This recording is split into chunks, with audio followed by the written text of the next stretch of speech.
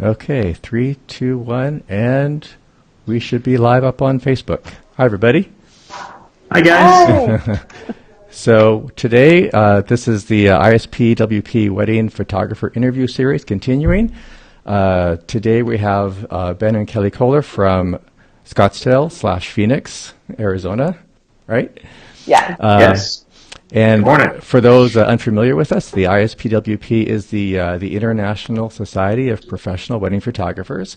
Ben and Kelly are longtime members and multi-award winners, which we'll be looking at a little bit later.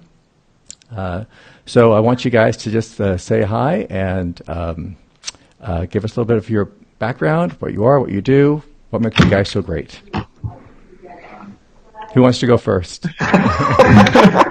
I was trying not to get in trouble by That's right. taking my time.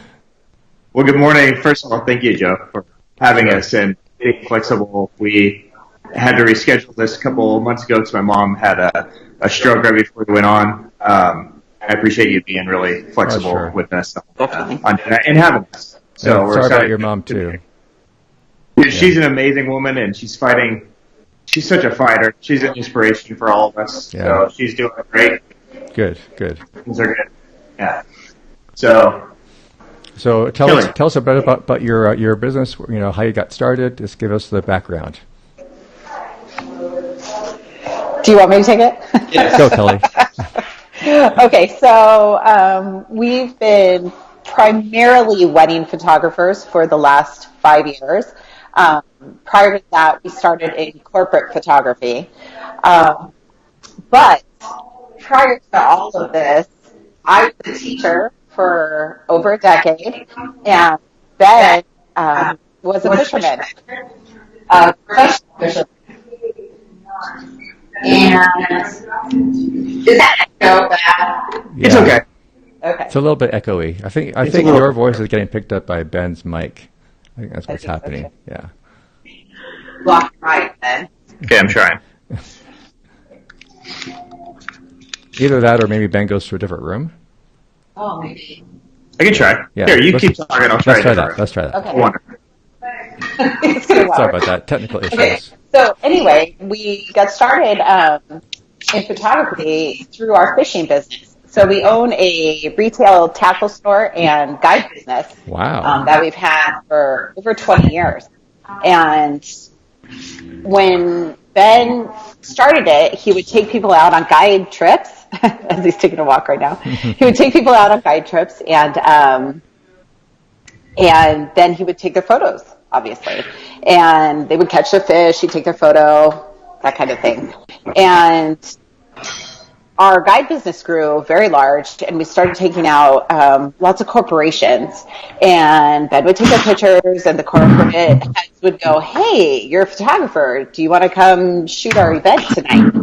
And we had just had babies, and we were new parents struggling to buy diapers, kind of a thing. And we were like, "Yeah, this is a good extra income." So that's how we kind of got started, just happenstance into photography. Fishing to photography. And yeah, fish photography, right? Photography. So funny. And so that solved the problem, by the way. I can hear you great now. I think that was the problem. Okay. Your voice is perfect. Yeah. Yeah. So, we still own that business, and it was our starter, obviously, for the photography. The photography fell into our laps. One day we had a friend ask us to shoot their wedding, and we did it, and we fell in love with it, and that was the story, you know? Just dove right in with both feet then, huh? Yeah, very much. Yeah. And I think that's one of the, is the echo okay in here, Joe? This is the first time I've actually been in my conference room. And it's really echoey. I had no idea. Is it okay? Sounds like you're in a cave, but you're fine. Go ahead. Okay, perfect. So,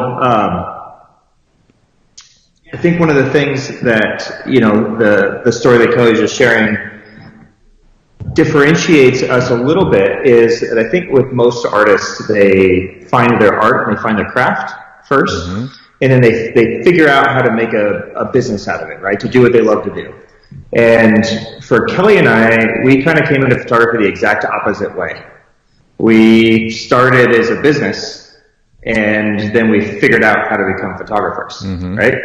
So when we talk about photography and we talk with other photographers, we're very business minded, as equal as we are photography minded, and maybe even more so than photography minded. So it just gives us a little bit different insight, I think, into the business of photography, which is fun for us because we love learning from artists and hearing the artsy kind of approach to stuff. But we're more the business-minded people, right? So we look at things differently. Yeah, well, that's something they bring to the table because I think you're absolutely right. I think most photographers start it as a hobby or an interest, and then they realize they need to make money because cameras are expensive. So they start trying to find ways to make money with their camera. But the art or the photography came first. To have a small business background, you understand where the weaknesses are for a lot of photographers. I'm sure that they know how to shoot, but they don't know how to manage a business, which is obviously a big part of it. Yeah. Joe, I'm going to step in really quick here. Joe, we have a couple people I had posted on Facebook that we were doing this live, and they were asking for a link. They said they can't find it. Is it on the ISPWP page? Yes. Yeah, it's the ISPWP group page. Yeah. So they do have to be they do have to be members there. If they're not members, then we can they can join afterwards, or we can send them the YouTube link. Okay, they are members. Yeah. It's Lolly. She said she can't find it. I don't see it on here. I sit Lolly. If you're seeing it yet. Yeah. Huh. So while Kelly's searching for that, Joe, I think that the point you're making about being business minded and small business minded, I think a lot of people confuse the idea of being an entrepreneur and a business owner. Right? Mm-hmm. And I have always been very entrepreneurial. We've done different businesses and things, and I drive Kelly insane, right? And I think an entrepreneur is always kind of looking at the world and finding something that I could do that maybe a little better, and then trying to do it better or different or something, right? Yeah. Or here's a service that doesn't exist yet. Right. Finding a niche and solving something, right? And most photographers are artists, and they're basically creating this business to create jobs for themselves. And it's okay that they're not entrepreneurial minded, right? Every photographer doesn't have to be an entrepreneur. They just have to know some basic business skills. They're business owners, right? And I think the two are two completely different things. So it's a lot easier when we talk to photographers about business and being successful in business to just focus on some key little things to kind of separate themselves from the craft, but easy to apply to a photographer's mind. Yeah, it's a good point. You do hear about these so-called serial entrepreneurs, right, that start a new business every week or a couple of businesses every year, just whatever comes into their mind, and wildly various types of businesses too. But a lot of the same principles apply to start any kind of business. But it's hard to, I know some people that are just crazy when they start business after business after business, and then eventually you can only do so much. There's only so many hours in the day, right? Totally. Yeah. Totally. Well, when you talk to photographers then, and they come to you for, say, business advice, what would you say would be the most common problem that they have that you can help them with? Marketing, probably. Don't you think, Ben? Getting more inquiries and then turning those inquiries into actual clients. That's probably a big one. And those are probably always the way clients or photographers show up, and those are the kind of the questions that they ask. Everybody kind of has the same questions, right? How do I get more bookings? Right? How do people find me? How do people call? Right? And there are a million different ways to find answers to those questions. But for Kelly and I, we've always kind of looked at business maybe just slightly, I don't know if deeper is the right word, but instead of trying to find a magical, answer to those questions, we kind of approach business differently and look at the overall strategy as far as like what we're offering, right? Mm-hmm. And when we spoke at Fearless in Puerto Rico a few months ago, we tried to use the example that, one of the things that I've always found fascinating with business is what makes somebody buy from me, right, or from you, right? So somewhere in their head, they make that decision somewhere. Totally. And there's a million different things that can cause a couple to book with one photographer over another, right? Well, what is it about me and Kelly that's going to make that couple book with us instead of Ken Pack, mm-hmm. right? Or vice versa, right? Why do they book Ken and not us? So we've looked at these, psychologies and tried to break it down and make it very simple. And the easiest way for me to explain it is I think that businesses are run in one of two ways. They're run either as what we call like a tangible exchange business, which is basically a what for what, right? So an example we use all the time is Starbucks, right? You go to Starbucks, you order a latte, and the barista says, great, I'll give you a latte, give me $5. You give him $5, and you get the latte, and everybody's happy. Right? So you basically just exchanged what for what. And humans have been doing this for thousands of years, right? I mean, Native Americans and First Nationers, they did it with tobacco and mm-hmm. corn. And it's just, this is how we buy. And this is how we buy everything. There's no attachment to the brand mm-hmm. or to the barista. And the company is not attached to us, right? As long as they make a good latte, we're buying it. Mm-hmm. All right? And as long as we have $5, they're selling. Mm-hmm. And this is how our customers are used to shopping, right? This is how our couples are shopping wedding photography, right? Hmm. Shopping photography is not something that couples are good at. It's something that they've never done before. Right, typically it's true. So they're going to buy the same way they buy everything else. They're going to look for a product that they could buy with their money, mm-hmm. right? And this is a trap that I think so many photographers find themselves into, is that they sell a product mm-hmm. and they don't sell anything deeper than that, mm-hmm. right? And it's okay. You can be a product-based company. There's nothing wrong with it. There's nothing wrong with it, but there's a couple of little, stipulations that go along with it. And, one big thing is when you are only selling what you do, right? You've basically given the client and the customer all the control. They have all the power, mm-hmm. right? If you go out to eat and you order a meal and it comes salty, you get to send it back, right? And it comes back and it's not salty enough, you get to send it back. And it comes out and it's cold, you get to send it back. Mm-hmm. And it comes out again and, you just don't like it, I want something else, right? You have all the power, right? So, that's concerning when you're an artist, right? And you're trying to be creative and you're trying to maybe venture a little beyond like the safe shots. That can be a little concerning.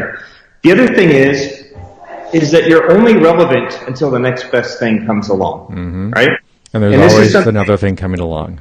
Always. Yeah. Right? There's always something better and someone better, and there's always this system of catching up. And, you had Stephen Hershaft on a few weeks ago, and dude, that dude blows my mind.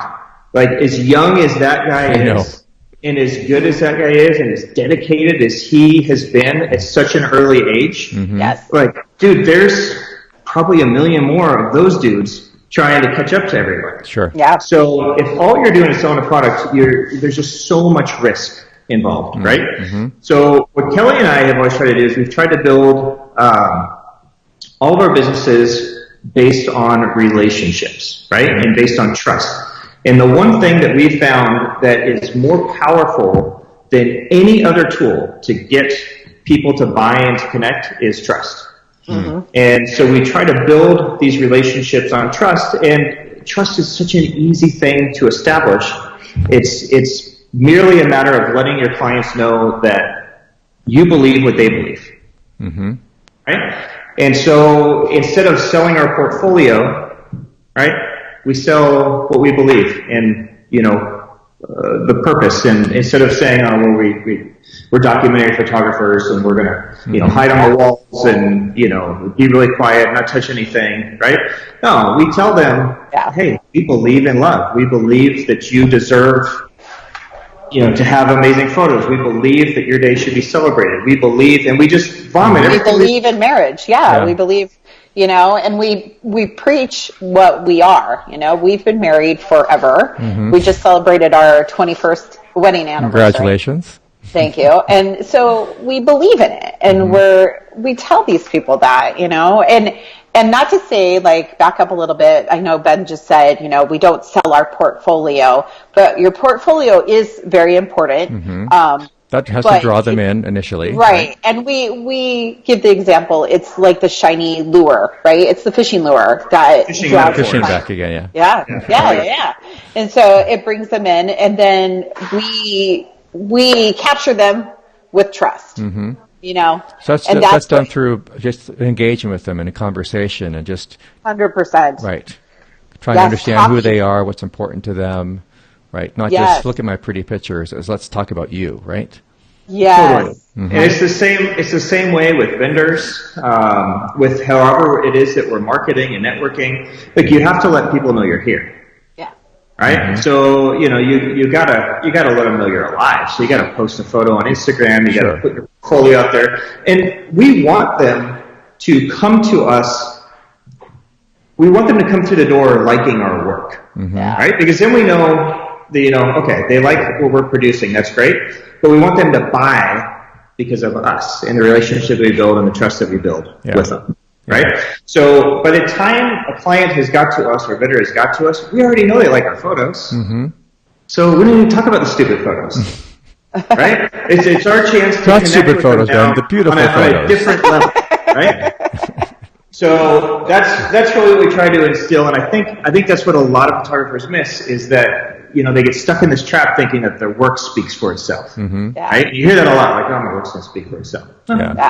Okay, but it also leads to you being stuck in this area where nobody's connecting on a deeper level with you. Yeah, it's a good point. Yeah, and I know that there's a lot of photographers out there that struggle with that because they're used to maybe working alone a lot, or they just have always been praised, or they've gotten recognition for their work. So that's where their focus always is. And like you said, isn't my work good enough for you to hire me? Well, like you said, trust. You have to build that trust. Yeah. And don't they say that people only buy things if they've heard of that particular product or that particular business over and over and over again? And so that's an element of trust also. That's a legitimate. They've been around. They have a presence. I know that they have a track record. I mean, all those things are part of building that trust as well. Totally. I mean, if you want to go buy something you've never bought before, chances are you're going to ask your friends and your family or Facebook or whatever. Do you need this space? Okay. Well, I'm getting kicked out of my order. Again. I'll just be the wandering. That's okay. You could talk and walk. But, this is how we buy, right? We ask people and we get opinions, and, we buy off this trust. And we can establish those same relationships so fast with clients by just telling them what you believe. Yeah. Right? It's so easy. When somebody knows that you believe what they believe, they trust you. Yeah. And then, it's not about price anymore, and it's not about buying a product anymore. It's a totally different situation, and they're in, and then they trust you, and they'll buy, the service and who you are and why you are. And they're possibly willing to pay a little extra because there's that comfort level. There's that comfort zone that they're in. Totally. Yeah. Totally. That's worth it. Some people recognize it's just worth it. Yeah. Yeah. Do you ever have like clients that are harder to reach than others? Like maybe you're not connecting or not clicking. Do you sometimes have to realize maybe they're not the best client for you, or do you continue to work on them? What do you do with like difficult clients? For sure. Yeah. For sure. Well, we've learned over the years that you can take that client on if you want to, but 9 times out of 10, it's just not going to be worth it, right? You're going to work triple hard for that dollar. Yeah. Because you guys just don't click, you don't vibe, and they're going to argue with you on everything. And so, we just recently even had a couple who we thought were going to be great. We then met them in person, and and we kind of got that, that vibe where you're like, things seem a little bit off. But, they're like, we really want you, though, blah, blah, blah. And then we get home, and then the emails start pouring in from them. The emails that make the hairs on the back of your neck stand up, and you're like, yeah, this isn't going to work. And we told them. We just flat out told them, look, we don't think we're the photographers for you. Yeah. But we're honest. We say. Well, in a case like that, you would just refer to maybe some other photographers that you think may be a better fit, right? Yeah. And that's good for you guys too, because that builds relationship with other vendors and with other people in the industry. Yeah. Right? Yeah. Helps get your name out there. Yeah. Yeah.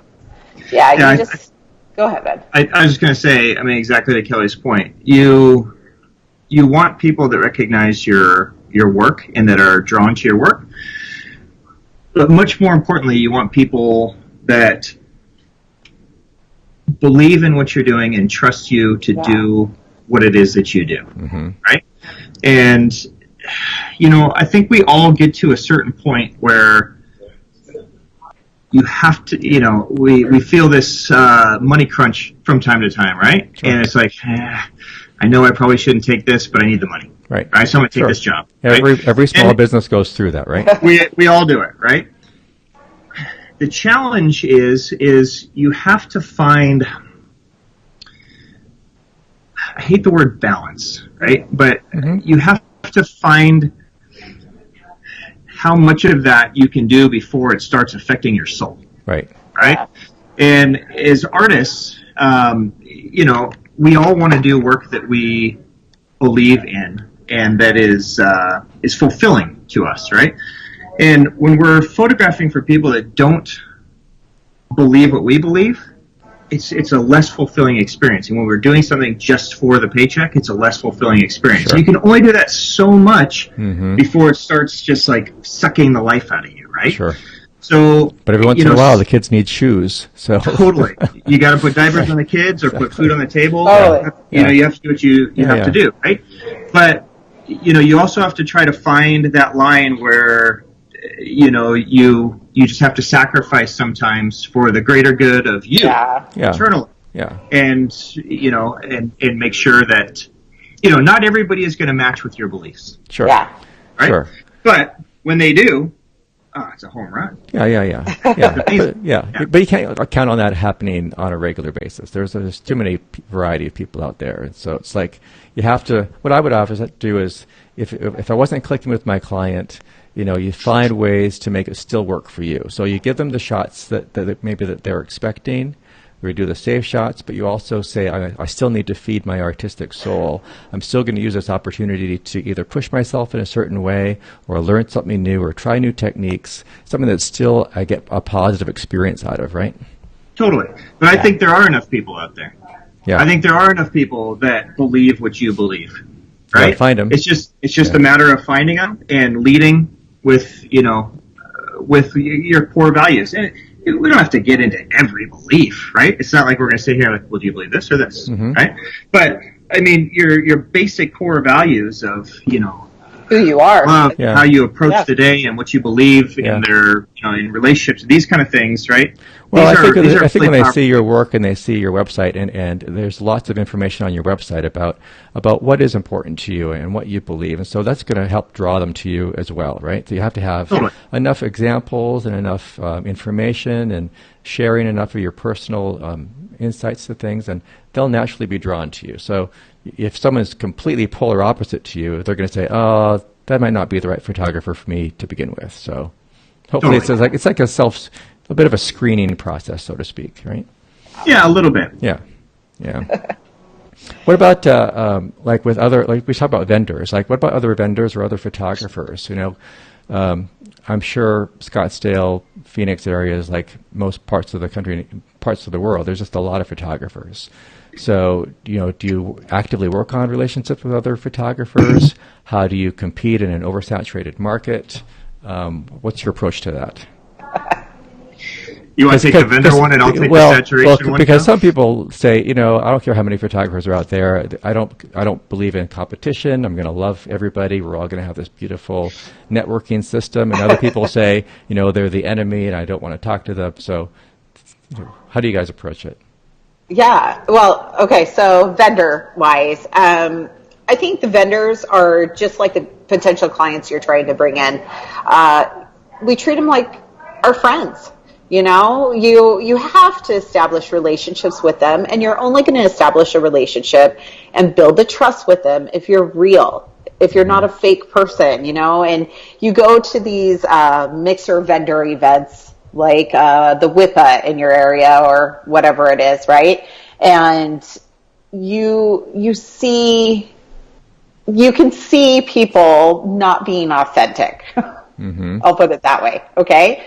And they got the sales face on, kind of. They got the sales face on. They're throwing their business cards out. They're, Sure. And really, what good does that do you? You'll throw out all the business cards, and who is that planner going to call? They're going to call who they trust.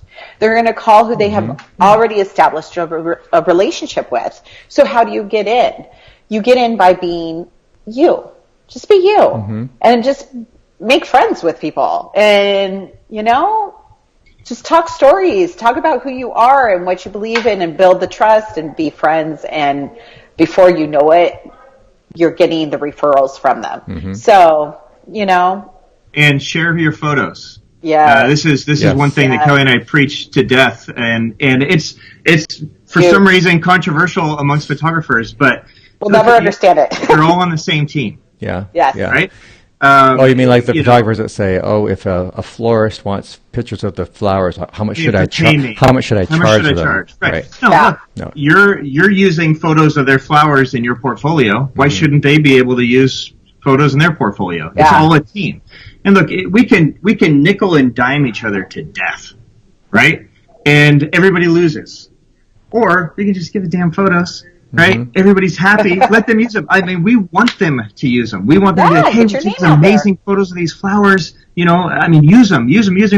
That's how we get referrals. I mean, we get the craziest referrals from the weirdest places. Yeah. Like our biggest accounts, we were a Topgolf photographer for almost 3 years. This is a huge account, traveled all over the world. We got the referral from a rental company. Yeah. Because we took a picture of their couch and they used it in a calendar. You just never know. Right? Yeah. I always viewed it as very cheap marketing, like the cheapest marketing ever.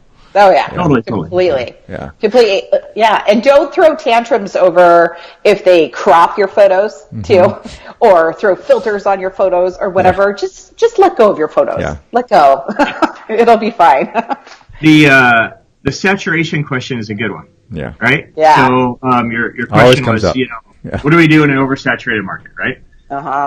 So I love this question because every wedding photographer in the world is in an oversaturated market. Yes. Right? True. At this point. I think the ones that you hear complaining about it just haven't figured out how to navigate through it and be successful in it. Right? So I wish I was in the office, Kelly.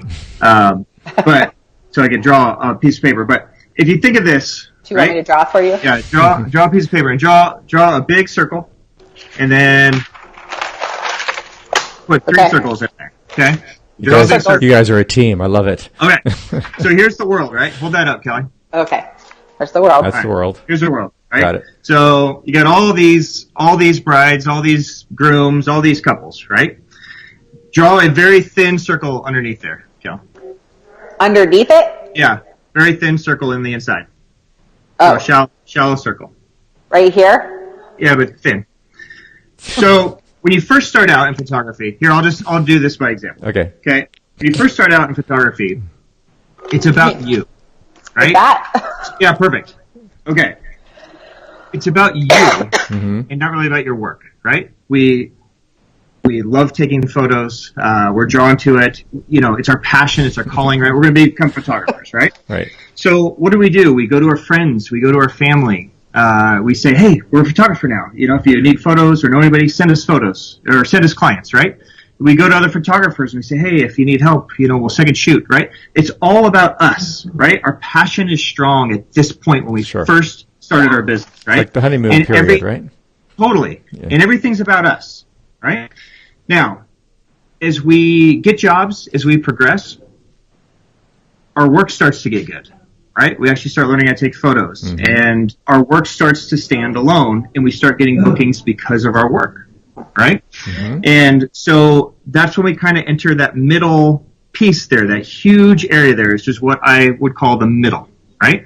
And this is where the majority of photographers spend their lives, spend their careers, they get their business, they thrive in here sometimes, and they die in here sometimes. And I say die because what happens is, you know, we start creating these images, and okay, great, we start taking some off-camera flash images, right? And nobody else in our market is doing it, so we start getting, oh, cool, you know, these guys are doing these cool images. But just like we talked about earlier, 2 years from now, 3 years from now, there's going to be 10 photographers in our market that are also taking off-camera flash images. Now what, right? Yeah. Oh, we got to put pine trees and people's silhouetted heads, or like prism this or whatever, right? It's always a chase for a gimmick to a product, right? And as long as we're stuck in this middle ground right here, all we're doing is producing a product. Right? Yeah. It's kind of goes back to what we talked about earlier. And you're competing against that massive group of people doing the same thing. Yes, totally. It's huge. Yeah. You're original now, but you're not going to be original 10 years from now. Everybody's going to catch up. So you have two options, right? If you want to survive and thrive in the middle, you have to constantly reinvent yourself. Right? And some photographers are great at that, and they love doing it. But most photographers I know, they have a style. Yes. Right? We have a way we like to shoot. We have a way we see the world. And this is how we're going to do it. And if you're never going to change, then you have to find a different way to survive. And Kelly, if you take that paper one more time and draw a really small circle right in the middle. Okay.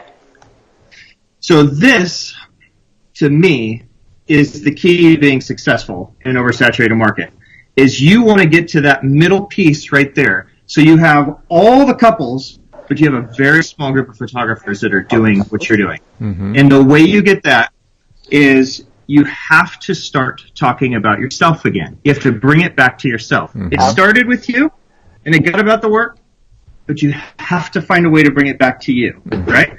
Because look, if you're going to go get married in some foreign land, why do you choose Davina and Daniel over the Christmas? Or Callaway Gable instead of Two-Man? Or, you know, any of the above, right? You have to connect on a super personal level. And this is what we call our why, right? Our purpose. Why are we doing this? Why are we photographers? Why are we wedding photographers, right? You have to start connecting on a super deep level and make it about you. And exactly what we talked about before, your portfolio is the lure to draw them in, but you have to make it about you with your clients, with your vendors, with everybody, so that people believe in what you're doing. They believe in your mission more than your photos. Yeah. So right? Your photos are great. They have to speak to themselves. So what you're saying is, like, you become your own USP, your own unique selling proposition. It's you, right? Because I would argue that probably the vast majority of clients, when they're looking at portfolios, since they don't do it all day long like we do, most people getting married, right, don't look at a whole lot of wedding photos. So it's not that they don't know what they like or not, but they're not, I would say, sophisticated, or they don't have a lot of experience to be able to discern this portfolio is better than that portfolio. Or maybe they can't articulate why I like these photos better than I like these photos, right? They're typically not photographers. But what they do know is they can recognize you and your personality and what's important to you. That's what makes you different in their mind, right? As opposed to, I can't really discern, all these photographers are great. I mean, all their portfolios are great, and maybe I can compare them on prices. But I would say what stands out in my mind when I meet like any kind of contractor is the person and the personality and the impression that person made on me, right? That's what's unique about you.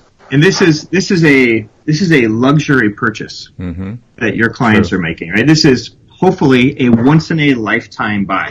So they can buy differently than they buy, say, a TV that they're going to have to replace every 5 or 6 years. Yeah. Right? Yeah. So, when you connect on a super deep level and you're vulnerable about yourself and your beliefs and why it is that you're a photographer, what your purpose of being a wedding photographer is, they connect to that. Yeah. Yes. And if they connect to that, then they want to see you successful. Yeah. Right? And they buy into the whole program, and I have to go with these guys because of this. Right? Yeah. And it's the same reason that, you buy an Apple computer instead of a Dell, or you buy Tom's shoes. Right? Mm-hmm. Because you want to, be able to, give shoes to other kids that need them. Right? Yeah. So all these brands are leading with why they're in business and not just the product. Yeah. And it's super important, I think, that photographers and creatives reattach themselves Yes. to their brand and not have it just so sterile and just about the work. It's Yeah. super important that we bring ourselves back into it. Yeah. Especially for the clientele coming up too, the millennial generation. They want to invest in products that give back. We did a corporate shoot. Who was it for? And they It was for Visa. can't remember. Yeah. And they did a huge study basically talking about different generations and what causes different groups of people to buy. Mm-hmm. And they were showing that millennials, one of the big things that is down right now is is charitable giving, right?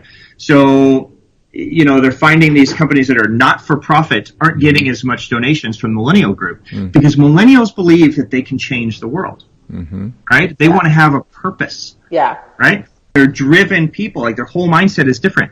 And they believe that their money is better spent giving it and spending it in for-profit companies that are making an impact, Interesting. that are making a difference, right? Interesting. So, we have to understand the mindset of the different brides coming up and the different couples coming up. They weren't they're not the same as they were 10, 15 years ago, right? So, maybe the big lush flowers aren't a big deal to them, but, doing business with a company that's going to make an impact and try to affect the world is really important to them. Yeah. Yeah. Great points. Yeah, it almost reminds me, like we recently had some contractor hired for our kitchen renovation, right? And I'm not a contractor, but every single contractor we interviewed, their portfolio looked great. Right? Yeah. No, they all looked like beautiful kitchens. But the one we hired was the one we had that personal connection to, that we could tell, she really cared. She shared our sort of design aesthetic and was a great communicator. And that's what stood out, not the portfolio. Yeah. Yeah. There's a question that we get all the time is, but how do I figure out what my purpose is? How do I figure out why I do it? And because you like taking photos isn't right. why you do what you do, right? And there's an author by the name of Simon Sinek, a really good author. He wrote a book called Start With Your Why, but he summed it up probably the best that I've ever heard it. And he said, your why is the reason. Let me not mess this up. It's You can do it. it's the reason that you deal with all the suffering, right?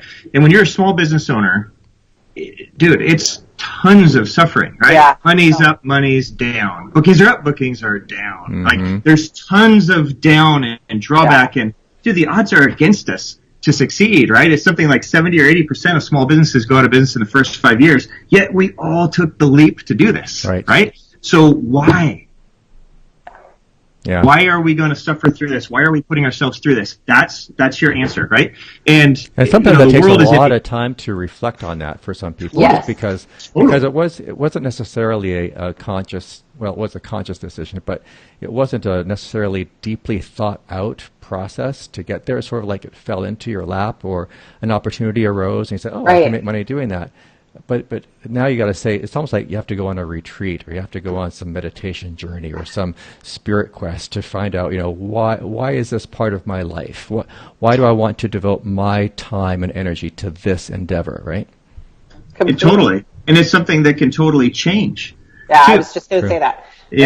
I know our reason for doing things is totally different now that we've had kids than it was 15 years ago when it was just me and Kelly and no cares in the world, right?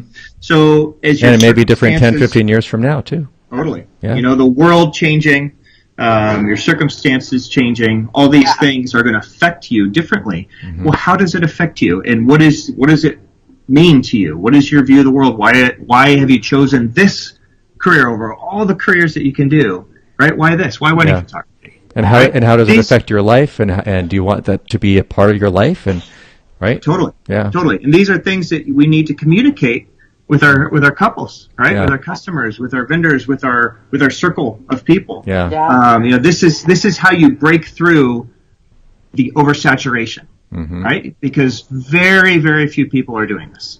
Yeah. Excellent points. Those are words that I think a lot of photographers need to hear, because a lot of photographers want to say, you know, how do I do a better photography? But it's not a much deeper reflection on what does this mean to me? You know, how do I make this mean something for my clients as well that we can connect on? That's a much deeper process to think about. That's how do I do my off-camera flash, right? Yeah. Yeah, and it's all important, right? Sure. I mean, it's hard to have you still got to know how to do off-camera flash, technique, right? But you know, photographers, we give so much time and energy into technique, right? Right. Whether it's it's our comfort zone.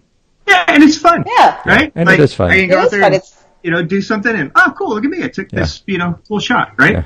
Yeah. You know, but, you know, it's kind of like marriage, right? You can't just get married and then just assume everything's going to be great and never work on it, right? Kelly laughs. Yeah, I mean, she knows. She works her butt off to stay married to me. I love my love. Looks like it's working, whatever it is. Well, now we've said how important or not important a portfolio is. Let's look at some pictures. Okay. Because we still have to look at some pictures. Let's do it. We want to see what you guys do, because that's a part of it too. Yeah, so of course. I'm going to.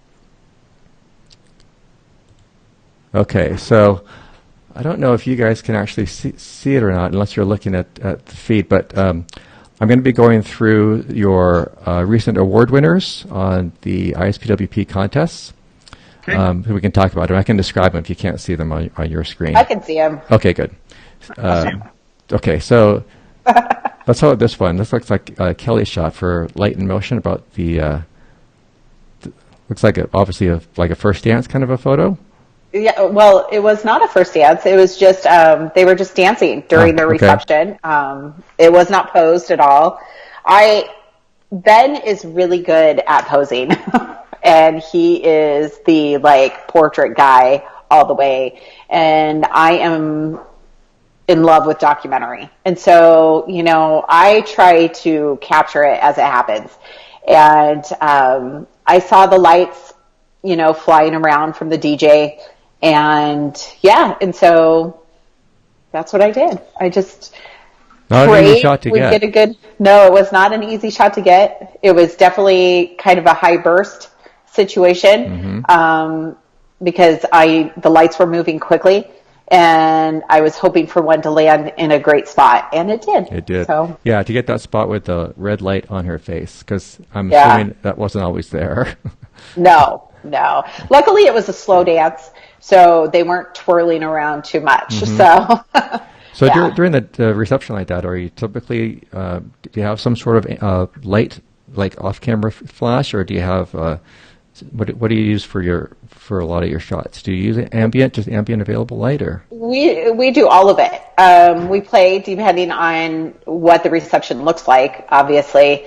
But yeah, I shot this with my Canon, but I recently just changed to Sony, and so we're kind of rolling over to Sony right now, and I love it for the ambient stuff during receptions. I kind of and usually flash anymore during receptions. Yeah. And if it's a big wedding and if it's several hundred people and it takes both of us to capture the dance floor, then we're both shooting however we need to shoot. Yeah. But a lot of our weddings are 60 to 100 people, 150 people, and you don't need two photographers taking up the dance floor, right? Right. So a lot of times we'll take turns, and maybe I'm using on camera flash, bouncing or whatever, and Kelly's shooting ambient. Yeah. We'll try to shoot something different, so we're not just taking the same photo all the time. Okay. Yeah. But you typically do always work together on most weddings. Is that fair to say? Or do you split up sometimes? We do split up. We do. We offer a collection to our clients that's a little bit cheaper, that only guarantees one of us. And really, we did that because of our kids, so that one of us could be home with the kids on the weekend if we needed to be. Okay. And it also frees us up to both book a wedding on the same day. We can double dip if needed. Okay.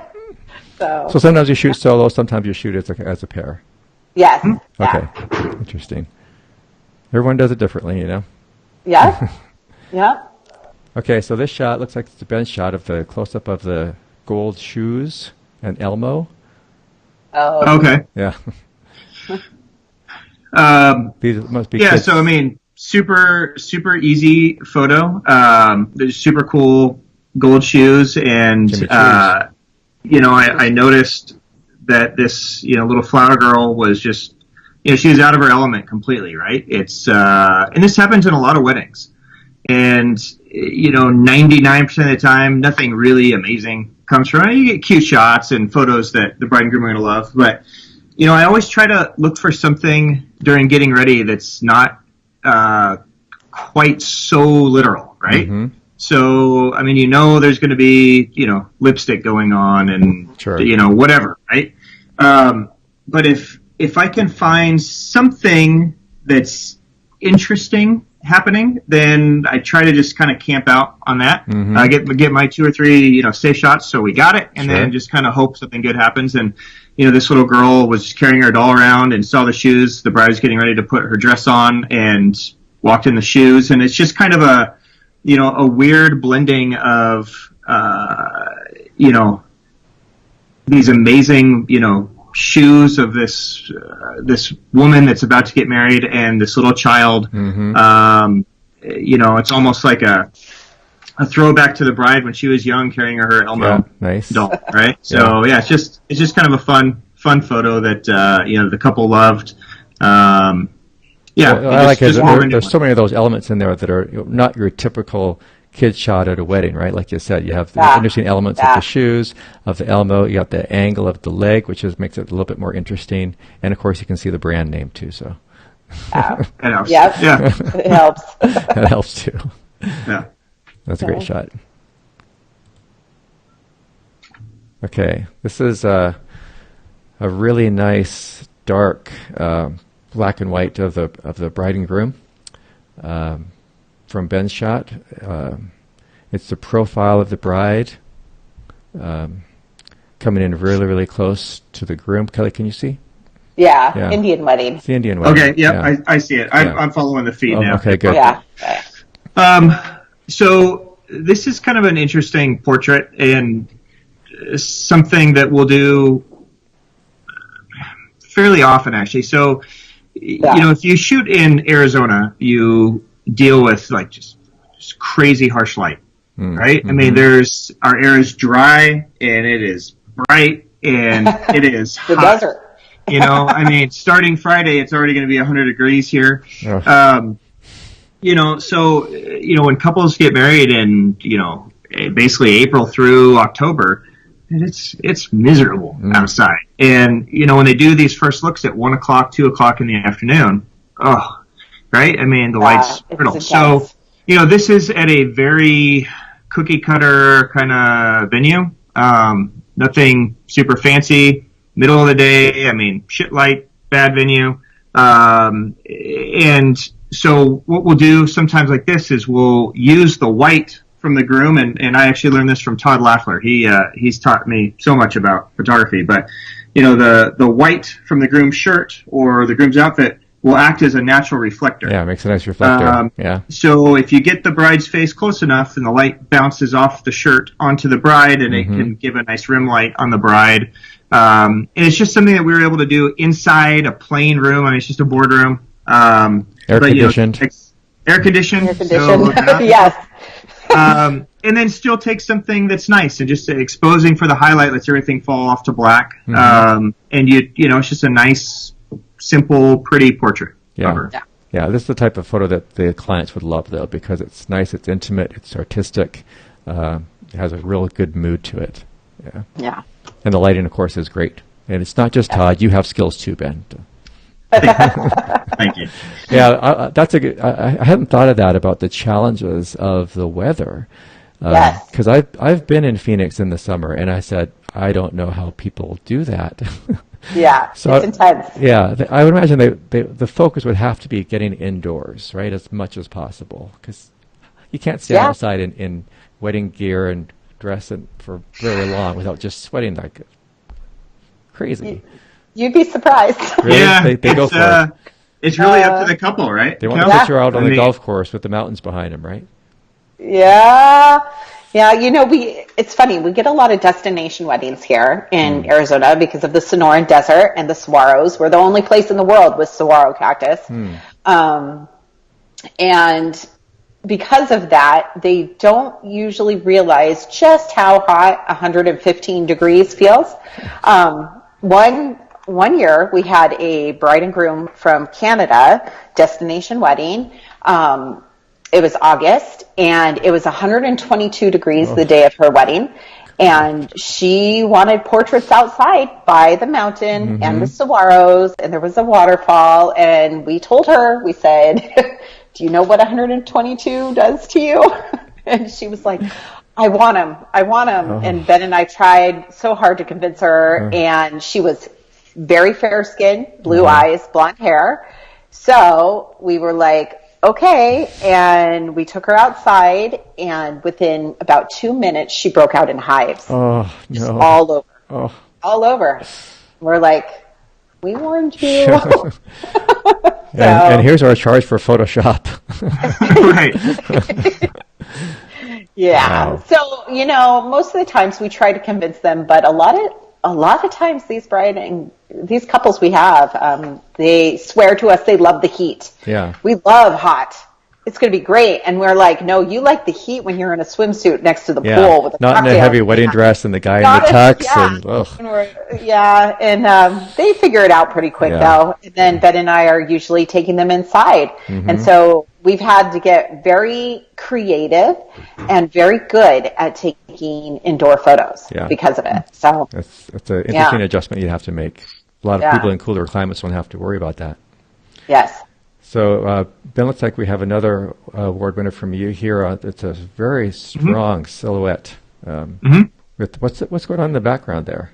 So this is a super easy photo that we take whenever this is here. I wish I had it behind the scenes; it'd be a lot easier to describe. But basically, the couple is in the background, and in the foreground is just trees wrapped in twinkle lights. Okay. Right. So, at night we shoot a lot of resorts. Right. And one of the challenges to resorts is there's fences and pools and cabanas and buildings and people and right. Yeah. So, it's not as like big, huge and open as just like going out in the desert. So a lot of what we do is just like, you got this nook and cranny stuff. And this is one of those, kind of end of the day kind of photos. It's easy to nook and cranny. If you have, trees that have those little wrappy twinkle lights on them, we can just position the couple in a place, and then it's just a off-camera flash behind them, just to kind of give a little bit of rim light on their face features, and easy and expose for the twinkle light. Right, so everything else turns black, and it's one of those things too that a good photographer who has experience would be able to say, "Oh, way before you take the picture, right? You can say, "Oh, there's an opportunity right there." Right. Yeah, we're always looking for that, even in the daytime.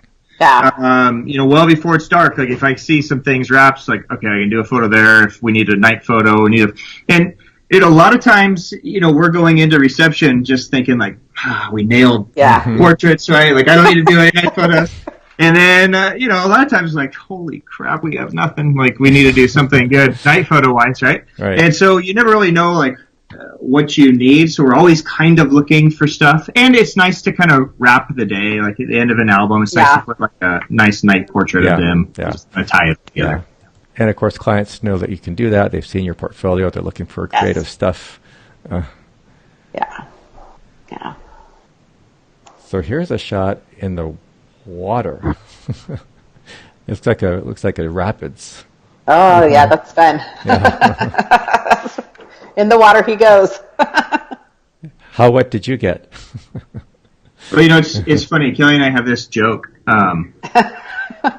that we're shooting at the bottom of the Grand Canyon, right, with this amazing couple. Okay. And Kelly, so we joke that Kelly's invisible sometimes, right? And so Kelly's out there wading through the Colorado River, and she's trying not to die, getting swept away, right? And she's like bracing herself and doing these photos, right? And then like I see what she's doing, it's like, oh, I got an idea to do something too. And so I literally walk out there and I'm taking almost the same exact photo, right? Just slightly different with an off-camera flash. And everybody's like, oh my God, look at Ben, he's waiting out there. And Kelly's like, what about me? Yeah. And that's a whole nother interview. So any respect. I'm convinced that if you ever want to impress a couple, or if like things aren't going well and you need to impress somebody, just lay your ass on the ground or get in the water. Right. Yeah. You just get on the my ground. photographer went the extra mile for us. Yes. Right? Yeah. It's just they will one of remember those, that and they will talk about it.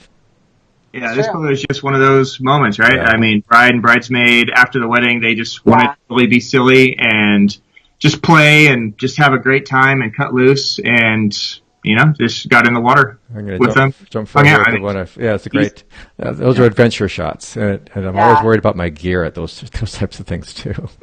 Well, I shoot Canon, so I don't have to worry about it. Right.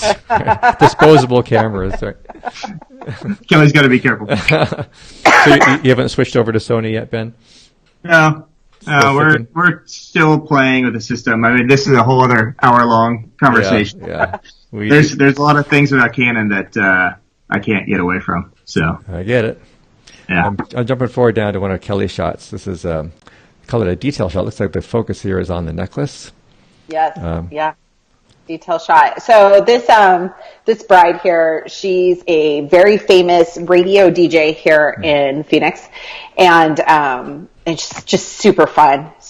But she got married in a resort, and her getting ready room was a crap show, as they usually are, right? And her getting ready room was a boardroom. There were, I don't know, like 30 people in there. They also, these women, because you can never tell from the photo. No, I know, because she's a radio DJ and a celebrity. They brought their own ring lights. Really? It was crazy. Selfie lights. Insane. Selfie lights, yeah. For like putting on their makeup, right?